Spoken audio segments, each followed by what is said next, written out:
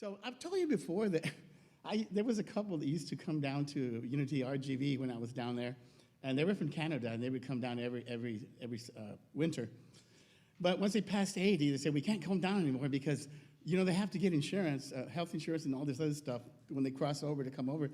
And they had gotten, once you pass 80, it's like, they needed like 10 grand for 6 months or something. I said, yeah, nah, forget it, we're not doing it. So but anyway, she's always been sending me these jokes, and this is a part of the service why I introduced that laughter is the best medicine. And I had been looking for this joke for a while because she had given me some time back, and I couldn't find it, and I finally found it. So I'm really excited to share it with you. It says, finally, a politically correct, truly Canadian story. So each Friday night after work, sun, snow, or rain, Jack, being a newfie, which I guess a newfie is somebody from Newfoundland, being a newfie would fire up his outdoor grill and cook a moose steak. But all of Jack's neighbors were Catholic, and since it was Lent, they were forbidden to eat meat on Friday. The delicious aroma from the grilled moose steaks was causing such a problem for the Catholic faithful that they finally went to talk to the priest, and the priest came over and visited Jack and suggested he become a Catholic. So after several classes and much study, Jack attended Mass, and as the priest sprinkled holy water over him, he said, you were born a Protestant, you were raised a Protestant, but now you are a Catholic. So Jack's neighbors were very, very delighted and that this had happened, this conversion, that is until the next Friday, where once again the wonderful aroma of moose steak filled the air.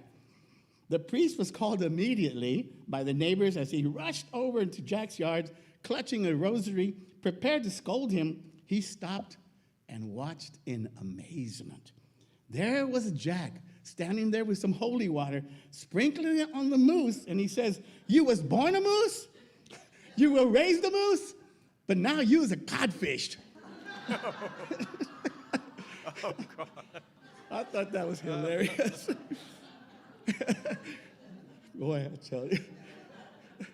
There's ways to get around everything.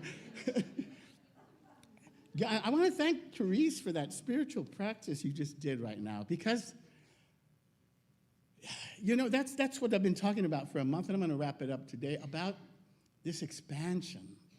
Yeah, the people who wrote those words did have this certain awness, amazement of the universe, but they had no clue just how big it really is.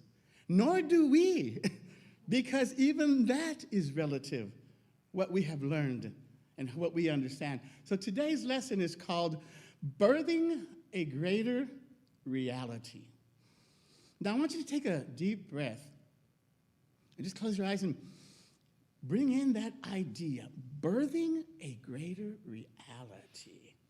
Think about the idea of bringing a higher form of manifestation into this world. Sometimes we refer to it as heaven on earth, right? And so you question, is such a thing possible? And I say, well, it's not only possible, it is inevitable. And the book says, for the absolute to unfold into the relative, to recognize that humanity itself is a conscious expression of the absolute, and that ultimately all that exists is an expression of that absolute. So it's a matter of getting ourselves in alignment with this higher energy. Musically speaking, it's getting in tune with it. And this has been the point of the last 4 lessons, to understand that in spite of appearances, that everything is moving up and everything's moving forward, because that is the nature of life. That is what it does. Now, as I was writing that, I caught myself, you know, sometimes you catch yourself, you know, like, I said something that takes me backwards. I said, that heaven on earth is inevitable, because that suggests that it doesn't exist here and now. And so we say that all things exist here and now. And what we really need to do, and I came up with this thought back in the 70s when I was taking electronics, is you just need to change the channel in this infinite cable TV that we call life. Change the channel. shift your consciousness is what we're doing. But it's good when you catch yourself doing that, or like when you catch yourself getting upset about something, you said, because when you start catching yourself, then you realize that you're moving forward because you're aware of the limitation that you just said or did. Scripture tells us that all things are possible with God, and and quantum physics calls this the many worlds theory. In the Gospel of John, when Jesus was asked about the harvest, when will the harvest come? And one of them said, in 4 months. And Jesus says, 4 months? Look around. The fields are white with harvest. He was saying everything's in the present. So shifting our awareness to a higher frequency is what we're trying to do, and why we come here on Sunday mornings, because when we do that together, and I was listening to Bruce Lipton this week on the way down to the valley, and he was talking about, you know, how you break a glass with vibration, you remember the old Memorex video and all that stuff, and you do it because when you put the similar energies together, they combine and they create a much bigger energy. And that's what takes place when we come here on Sunday. And I've said that before. You can do this. You can do all the meditations, affirmations that you want at home by yourself, and that's good and well. But when you do it in numbers, it is amplified. And that's what we come here to do this. And to remind ourselves that what's going on around us is an appearance. And appearances come and go. So we need this Sunday morning spiritual workout for a time to kind of recharge ourselves, because we get back home, we turn on the TV, and here come all those negative spiritual spears coming at us that we have to try to avoid, questioning what's going on in this world, what's going on in this country. And when I said that, I said, spiritual work, Sunday morning, spiritual workout, yeah. I kind of like it. I don't know, maybe we should call it a spiritual workout. Anyway, we have to remind ourselves that they are simply appearances, and we are told to judge by righteous judgment. And what is righteous judgment anyway? To me, it's like seeing through your spiritual eyes and not through your human eyes. And this is the point over and over about going to the mountain top from an elevated consciousness. And that's what I've been trying to do in these lessons, and today's as well. I'm trying to kind of take you up. Let's go to the mountaintop, and let's look from there what it looks like. Because from there, you can see where you've been, where you are, and where we're going. And that has been the topic of all these lessons so far. And it's no coincidence that in the Bible, every time there is a revelation, it's from the mountaintop, right? Moses, mountaintop.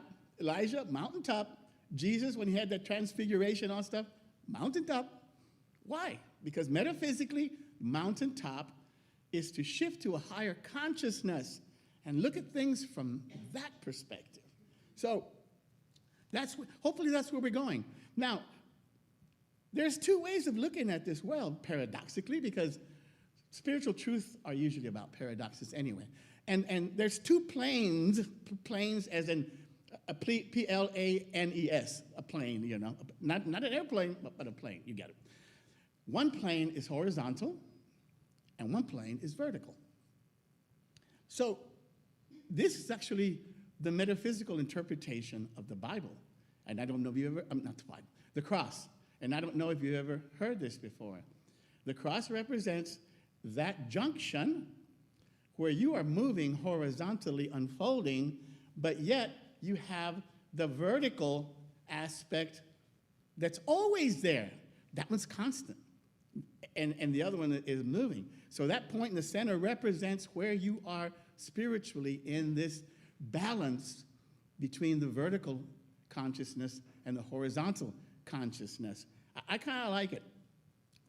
And the book tells us, this is the book, by the way, Birthing a Greater Reality by Unity Minister Robert Brumet. And he tells us that what we need is a vertical shift in awareness. That the human biological evolution has ceased, essentially, over 100,000 years ago. And some 50,000 years ago, the shift started to be not a change in evolution biologically, but a change in evolution consciously. That's where the change is going on. And if you're familiar with a book by Greg Braden, it's called Human by Design, he says the same thing, that the change that we're doing now is consciousness. We're not evolving as a species anymore. We've kind of peaked out, and Lipton talks about that too. I think I told you once that at the beginning when the cells, there were singular cells, they reached out a max point. And that's as big as they could get, the cell. So in order for them to progress forward, what they had to do was combine with other cells and combine their wisdom, combine their energies. And it basically results in a quantum leap of a change. And that's where we are, according to all the leading edge thought, we are at that point that we are beginning to unfold, and that's what I'm talking about today. Reverend Smith, in the previous book, he says, we are baby divinities who have an infinity of growing to do. And I kind of like that, baby divinities. And I told you last week that 3/4 of the population, I was talking about stages where we are, the tribal stage, the warrior stage, traditional, da-da. Well, 3/4 of the population is still has not passed the traditional stage that ended 500 years ago. The spiritual thought is basically in the medieval times. And we had a chance to go to a funeral this week, and when you do that and you talk to people, and I just, and again, it's not, one level is not higher than the other. It's not about that. It's just about different stages of where you are. And you're reminded, we talk in a very elevated consciousness. And then you're exposed to that, realize that, wow, that's just very different. Again, it's not critical, but it does remind you that 3/4 of the population that's where it is. So that we need to work on these things. And the book says that spiritual unfolding happens one person at a time. And while that is true, I think we reach thresholds where we take these quantum leaps together as a humanity. And we call this a race consciousness. Who has heard of the 100th monkey idea? Yeah? Oh, some of you have. Very good. 100th monkey. I'll come right back to that in a minute. It's not in the book, but race consciousness, which is kind of similar, is.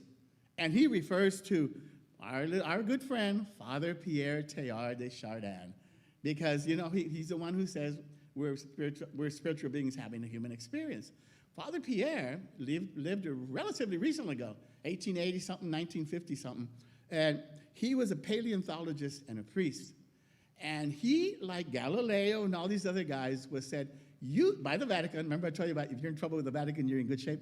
They told Father Pierre, you will not publish these things, sir. And he did not until he passed away, his family. This is his opus, Father Pierre, The Phenomenon of Man. He was a pretty bright guy. And he said that there is this thought energy field that he referred to as a new sphere, an OO sphere, new sphere, that surrounded the earth. And it's like a race consciousness. And then, of course, there is a biosphere, and I heard Dr. Lipton talk about a biosphere. You probably know what it is more than I do. But it's the form, not the form, and the other one's the thought, this one's the form. And he says that the leading edge evolution that's taking place now is not in the biosphere, it's in the new sphere, it's in the thought. So the 100th monkey idea is this, and it goes back and it says, I'll read it for you. The following is a story based on research with monkeys on a northern Japanese island, and its central idea is that when enough individuals in a population adopt a new idea or behavior, there occurs an ideological breakthrough that allows this new awareness to be communicated directly from mind to mind. Whoa. And without the connection, no external connections. And then all the individuals in the population simultaneously or spontaneously adopt it. They all become aware. It becomes, so some know it, then all of a sudden, enough of them know it, then they all know it. It's kind of strange. And he says it may be that when enough hold something to be true, then it becomes true. So the 100th monkey phenomena refers to sudden, spontaneous, and mysterious leap of consciousness achieved. Keep that idea in mind. When enough of us change how we see things, it'll all change at some point, and it's coming. So, how many are familiar with this is like an actual hands-on or whatever example, with the 4-minute mile. Are you familiar with the story of the 4-minute mile, right? Okay. They started keeping track of the 4-minute mile like in 1880, what was it, 1886. And nobody could break the 4-minute mile. Nobody. We finally got to the point, right, well, it's just not humanly possible. And the heck with it. It's a physical barrier. It took 65 years, in 1954, to break the 4-minute mile. Guess how long it took to break it again? It wasn't 65 years. It was 2 months. 2 months. And since then, the book said, what I looked up, it says that as of 2021, it has been broken 1,663 times. So now a 4-minute mile is just like standard. You know, if you can't do that, then you got no business here, running track, whatever. But here's the question. It begs the question, was it physically impossible to run the 4-minute mile? Obviously not. So what was it? It was a mental barrier that we had in our mind consciously that it couldn't be done. And now that it has been done, like that barrier has been broken. It no longer exists. Now, let me pose you another question. What other mental barriers might we have in our consciousness? Can you imagine? How about moving a mountain? How about walking on water? Oh, you can't do that. How can you possibly do such a thing?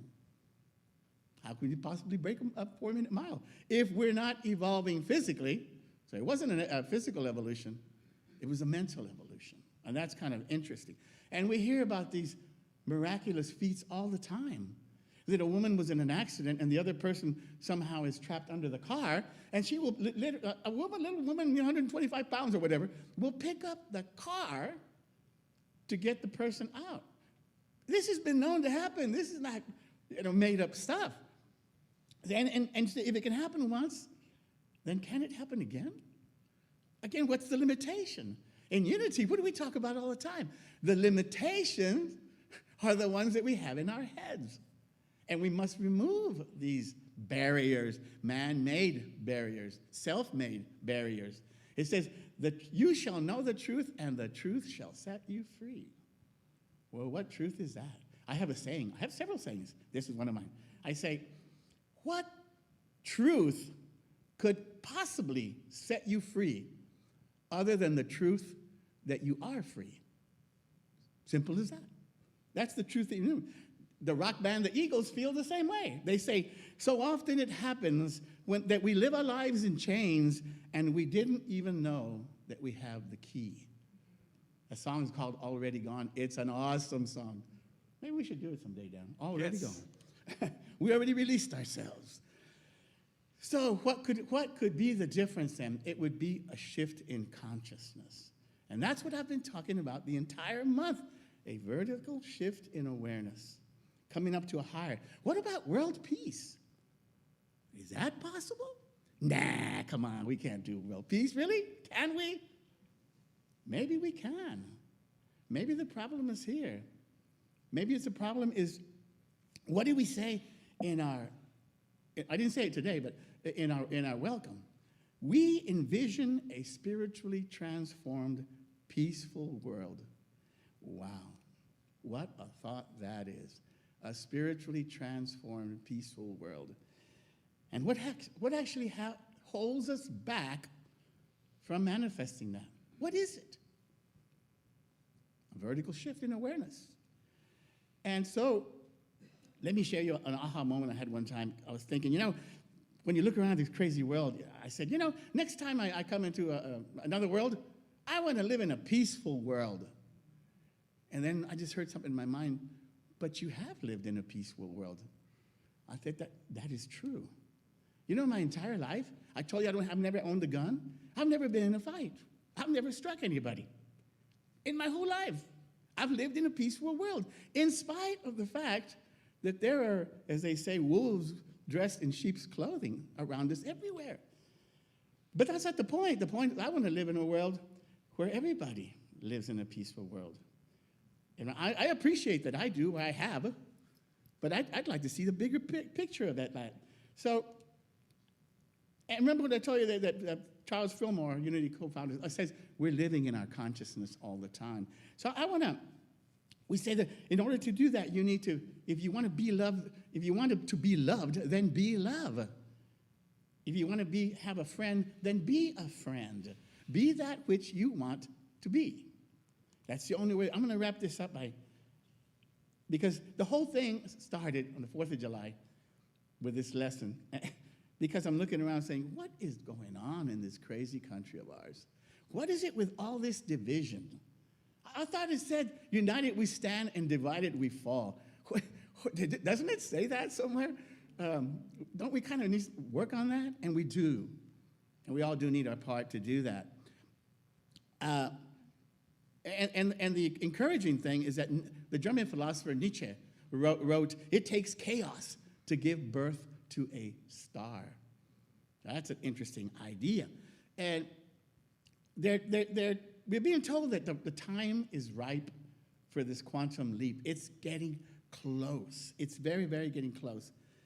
So I have my own analogy about this that I came up with, and it's this.